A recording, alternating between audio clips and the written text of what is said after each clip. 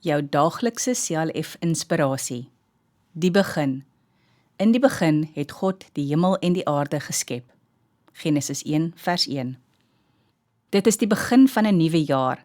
Alles in ons lewe het 'n begin. Wanneer 'n baba gebore word, is dit die begin van sy of haar lewe. Elke dag begin ons met ons werk. As ons iets gaan plant, begin ons die grond regkry. Dan begin ons plant, begin ons nat gooi, begin ons snoei, begin ons oes, en so hou ons aan, elke keer met 'n nuwe begin. Hierdie aarde waarop ons leef, en alles op of in of bokant die aarde, het ook 'n begin. Dit was nie altyd daar nie. God het dit alles in die begin gemaak. So lees ons in Genesis 1 vers 1.